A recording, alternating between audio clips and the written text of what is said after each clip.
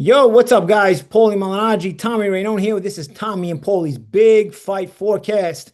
We hope you've been enjoying the episodes thus far, where Tommy and I discuss all things gambling in the sport of boxing.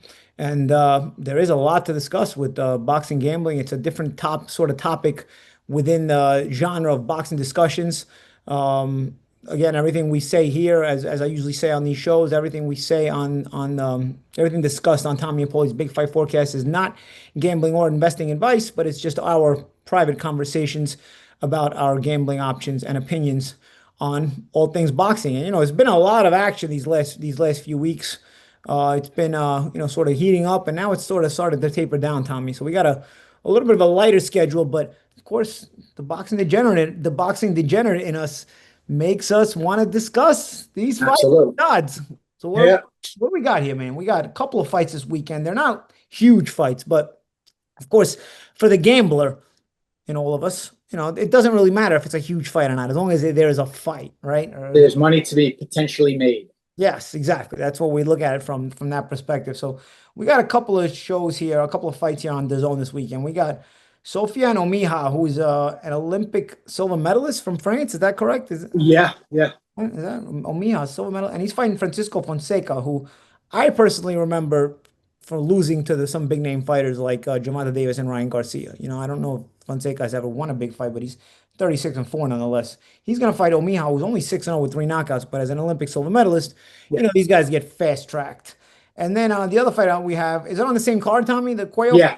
That's a co-main event, a main event. Yeah. Okay, so Mirco Cuello, who's 15-0 with 12 knockouts, and he actually had a 10th round come from behind KO recently against Christian Olivo, so his undefeated record was almost stained. Seems like a big knockout puncher with 12 knockouts and 15 wins, but maybe a little bit limited, I guess you would say. Limited on defense. Yeah. Yeah. He's a lot of fun to watch, though, man. I really enjoy watching him fight. And he's fighting Sergio Rios Jimenez, who on paper, looks like a good fight. 19-0 with 7 knockouts. But when you look through the microscope, as us gambling degenerates do tend to look through the microscope, we see that in that 19-0 7 KO record, only 2 wins over guys with winning records.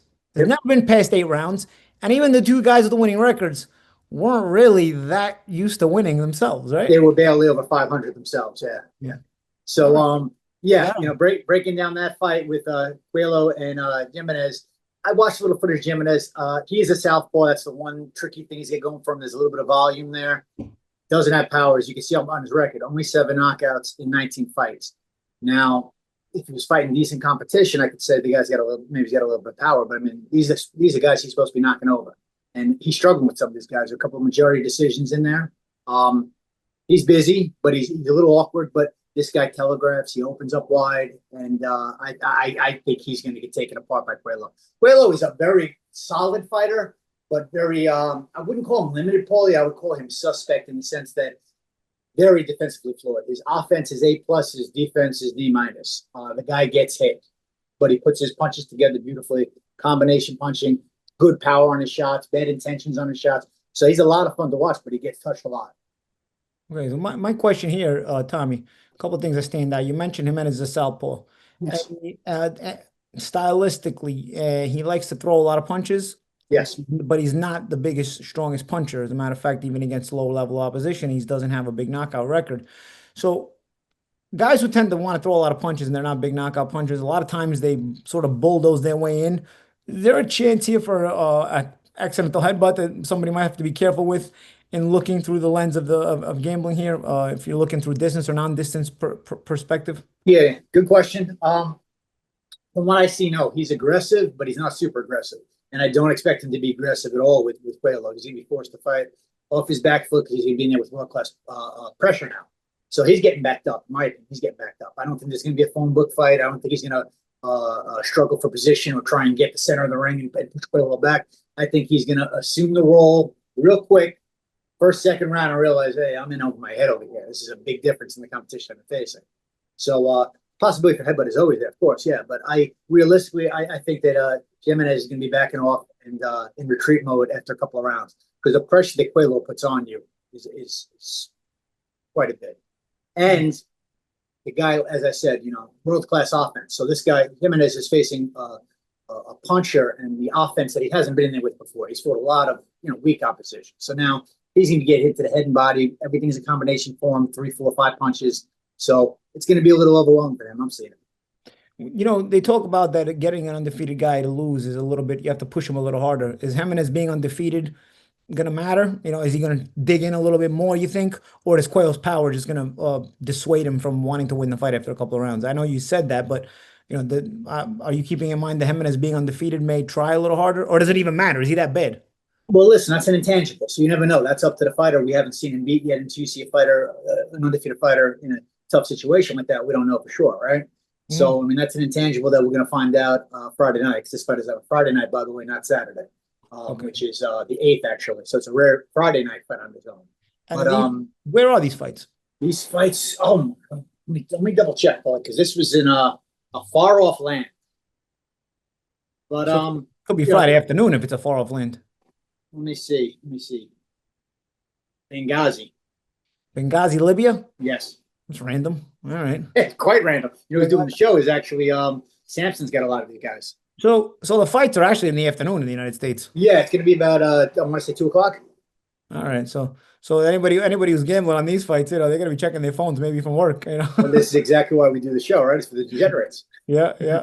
But Libya's not exactly a hotbed in boxing. Allegedly, like ourselves, of course. Yeah. Listen, I like Cuello. Listen, he's one of those guys. Does he ever become a full-blown world-class, world beater? I don't know about that, because he's so suspect on defense. In his last fight, he fought on the Benavidez. Give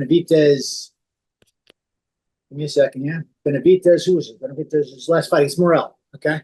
Fought on the undercard, he fought the fight of the night. He got dropped early. He was thoroughly getting outboxed by Christian Olivo, Mexican fighter. Very good fight, but he was getting outboxed. He was getting touched. He got rocked a couple of times. 10th and final round poll. He's well behind the scorecards, and Olivo gave no signs of slowing down. It wasn't like he was crawling to the finish line or anything like that. Boom, one body shot. Down he goes to a knee. Moments later, boom, second body shot. Down again, fight's over. Wow, so he pulled a rabbit out of a hat in the 10th round. There was about 90 seconds left in the fight. He was well behind the scorecards. Wow. Mickey Wood stuff. Wow. Yeah, but he's a lot of fun to watch, bro. He reminds me a little bit. I've said this before, and it's the highest compliment I can give an action fighter. He's got a little Toragati in him. What about Mickey Ward too? Mickey Ward has some comeback knockout wins. Yeah, absolutely. I remember on the Whitaker versus De La Hoya card, there was a big behind knockout. But I'm referring to more stylistically in the sense that when you watch Gotti fight, Gotti's offense, it was beautiful to watch him put combinations together. Very fluid, good strong punches, but so hittable. I mean, all you do is you throw a cross out there and his head snaps back. And Cuello's that kind of fighter too. And Cuello's that kind of fighter against lower opposition. Yeah, he's fought much better competition than Jimenez, but he's still climbing the ladder. So it's not like he's in there with a fellow, top 5, top 10 in the world. So Cuello is able to throw combinations means he's fundamentally he's there with his balance and everything else. Correct. Well, on offense, but he doesn't think defense. He doesn't think defense. He doesn't move his head. He's there for the counters. He's there for the leads. I mean, he's there for everything, honestly. All right. So what are you thinking for this, man? I mean, is this an under? Is this a fight not to go to distance? Well, this is a 12-round fight, Paulie. So that becomes, you got Jimenez has only been the 8-round distance. So now you're asking a guy that's not a world-class fighter to go to a lot of places he's never been before. He's fighting a guy that's undefeated, 15-0 with 12 knockouts. He's never been past the 8th round himself, so now he's going to go to the 9th, 10th, 11th, 12th if he gets so far. And he's in there with a skill set that he's never been there with, power he's never been there with. But I don't think it's going that long. I don't see it going 12 rounds. I definitely don't see it going 12 rounds. So the odds on the money line were like minus 1,600, so there's not a lot of value there. But for the Cuello KO, once you're parlaying it, you can start to play with something. So I think he was minus 550 on the for the stoppage. Then how creative do you want to get? Do you want to go 1 through 6 or 7 through 12 on the KO? Then you'll start messing around with plus odds. For me right now, I got a few bets in, and they're all for stoppage by Cuello at minus 550, which I have parlayed with other bets. But I see this fight ending in a stoppage, absolutely. So you don't want to get too greedy and go with the 1 through 6 or 7 through 12, because honestly, this could happen even the 1 through 6. Honestly, it could happen 1 through 3. I mean, anything's possible. Is that limited, right? Yeah. I'm gonna probably put a couple more parlays in there, small ones. Maybe I'll do the 1 through 6. Just because again, just the experience to me is just so vastly different. I mean, this is such a skill gap between the two fighters. But is Jimenez being undefeated? Can he carry him into the second 6 rounds? Just gutting it out, I one would think to a degree, Paulie, if he was a guy that had any kind of power, if he's a guy that had any kind of power, he's Yeah. not that, we don't know about his punch resistance either because look at the competition he's been in with. So, I mean, Yeah. common sense for me, I'm just applying common sense to this and what I saw from the eyeball test, looking at both fighters. And I see that the Cuello, I realistically see Cuello get him out of there in the first 6 rounds. But Yeah. again, that's me being a little greedy. You don't want to be greedy, just stick with the knockout bet. Yeah, because as people at home know, if they've seen repeated shows here, it's about building the right parlay for us. Yep, It's about knowing how to, absolutely. and so building the right parlay also means not getting too greedy and putting the correct legs on a parlay that can give you the best chance of hitting it all together. And turning it into a plus money parlay, maybe with a few negative money odds. Turning you get a few of them, and now you get plus money, and you get the right ones where you give your best chance of winning them without getting too greedy. So, in your opinion here, you like the stoppage, but trying to pick 1 through 6 or 7 through 12, maybe a little bit greedy. You may throw it in some parlays for lower money, but Yeah, I'll throw it. most part, you like just the stoppage. Yeah, I like the stoppage just to keep it simple. And then as far as the rounds go, I might put a couple out there 1 through 6. But people have to remember when putting in bets, if you go along the route that I do, which is putting multiple parlays, different parlays, using different combinations per se. Listen, losses add up the same way the wins add up. So you throw a few $5 and $10 parlays out there, and you want to get a little greedy and throw a couple of Hail Marys out there, and all those parlays lose. All of a sudden, you lost 5 parlays, and there's $50 down the drain. And you might win a couple other ones. You win $70, $80, but now you're what? You're only up 30 because you got a little too greedy. Yeah, yeah. So for me, I have I think I got about 4 or 5 different parlays in right now with Cuello for the stoppage. I'll throw 2 out there just for the stoppage, 1 through 6, because I do feel there's a very good possibility. I think he definitely wants to make a statement. And again, Paul, this is almost watered down for him in the sense of he's coming off the very tough fight with Livo. So that was a fight where he was behind the scorecards. He was on a big stage in Vegas on the Benavidez Morel undercard. So this is almost like a come down fight for him in the sense where this is the kind of guy that he's supposed to go out there and make a statement with and get rid of this guy. Yeah, especially in Libya. Yes, of course. It's in Vegas. And for everybody at home, I don't know if you guys have seen the movie Rounders. I call Tommy Joey Knish. Joey Knish is a New York legend. He's been a rounder, earning his living at cards since he was 19 years old. If you talk to Tommy enough about this gambling stuff, you realize that, if you can't win in gambling if you're greedy. You gotta know how to use it as passive income. And that if you're trying to get rich off gambling, dude, this ain't for you. Again, you should not be gambling if you're trying to get rich off gambling, or if you think you're going to get rich off gambling. A smart gambler can still lose, but a smart gambler knows how to limit his losses if he loses, but also knows how to intelligently bet to the point where he can make a passive income. And again, none of this is gambling or betting advice, but you never want to be a degenerate. We play with the word degenerate because we make jokes here, but you really there is an intelligent way of doing this, a controlled way of doing this. And the reason we have this show here is because I've seen Tommy's sheets, I've seen Tommy's resume, so to speak, and there's a way to do this, guys. And you don't want to chase forward because when you chase, chasing, you start doubling and tripling. You're getting angry. When you start chasing, you're no longer thinking logically. You no longer think with your head. You're thinking with your heart. You're thinking with lack of intelligence. You don't want to chase it. So of course. That's my thoughts on that fight, and I think it's gonna be a lot of fun. By the way, because I'm really high on Cuello. Have you seen him fight? Have you actually seen him fight yet? No, I haven't. He's a lot of fun. Yeah, well, I'm gonna watch Friday. I was just gonna. Well, besides that, I'll tell you, you get a little bored later. Watch his last fight. I'll shoot it over to you on Against YouTube. Olivo. I may have seen that fight. If it was on that card, I probably saw it. Yeah, it was. I believe it was the opening fight. It was opened up the pay-per-view that night. What a fight! Yeah. So that's so you look again to reassess. You like the stoppage. That's your. I like the stoppage. Yes. The stoppage. Cuello by stoppage in this fight. Yes. Okay. Main event. Oumiha. What is it? Oumiha, the French silver medalist, against Francisco Fonseca. Fonseca, we've seen him around. He's been around the block a few times. Never actually completed the block because he gets stopped by guys that are bigger names, or he gets beat by guys that are bigger names. Right? Gervonta Davis got the win over him. I remember on the Mayweather McGregor card. I remember working that card. It wasn't a very particularly exciting performance by Davis. It looked more like a sparring session. And if I remember correctly, the stop was just kind of just random by the referee. He just kind of just decided to stop because he was bored too. And then the Ryan Garcia fight. Yeah, Ryan Garcia fight was like a first round knockout.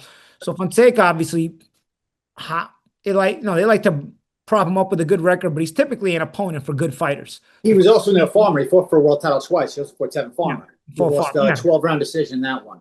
But he never wins that next level. And Oumiha is looked at as the next level. If he's going in with just a 6-0 record, he's an Olympic silver medalist against a guy with Francisco Fonseca's resume. They're looking at Oumiha as a guy who can go to the next level. What are you thinking? Yeah, I watched Oumiha last night, and I was, interesting style because not a lot of big time talent comes out of France these days, and I wasn't familiar with him. Tall, long, rangy, awkward, busy, doesn't have a lot of power in the shots. If you watch him the first 2-3 rounds that I'm watching, I'm not thinking he's pretty susceptible. He's got his chin in the air, he's open for counters, but as the fight progresses, there's a method to the madness. He keeps touching you, keeps making you uncomfortable, and he starts to wear you down over the course of a 10-round fight. And he's 6-0 with 3 knockouts. He's not a big puncher. They're moving him quickly, like you said. Fonseca is probably the best guy that he's been in with on paper, because Fonseca's only 31 years old, so it's not like he's a shot fighter. Where his last fight, Paulie, let me pull up the name and see if you're familiar with the guy, because that's the one that I watched last night. Similar record, similar pedigree. No, I doubt you're going to be. He's 31-2. He's a Filipino fighter. Alvaldo Ortega. No, right? So that was another guy with a nice record, but didn't have any signature wins. 31-2, 15 knockouts, had never been stopped. So he went that 10-round duration, but he did so taking a lot of punishment, which wasn't there the first 3 rounds. It just accumulated over the course of the fight. This guy Oumiha is not a bad fighter. He's not a bad fighter, but listen, honestly, Fonseca is not a bad fighter himself. I mean, you don't fight for 2 world titles just based on a win-loss record alone. I mean, you gotta be consistent. He doesn't get upset. You got to be good to beat him. Ryan Garcia beat him. That one stands out because that was when Ryan put the high guard up and just punched with him and put him flat out on his back, eyes staring at the ceiling. He was out in the fight. But besides that performance, I mean, he went the distance with Tevin Farmer. Somewhat competitive. Went the distance with Farmer. Got domesticated a lot, but he was competitive. He kept trying. And the Davis fight escapes him right now. You called that fight. He made Davis look bad. He made Davis look bad. But Davis was almost looked like he wasn't even trying. It almost looked like a sparring session. Yeah, no, I get it. So, I mean, you've got to be, at least on paper, you have to be, or in the realities thus far, through 42 professional fights, you've got to be a world-class guy to beat Fonseca. Fonseca. But this guy, 6-0, 3 knockouts, he's 30 years old. He's not a kid. He's not a 20-year-old little prospect. He's got over 200 amateur fights. He's been around, very awkward style. It's a step up. It really is. So, and this is also Fonseca's last opportunity. He's not going to, a win over this.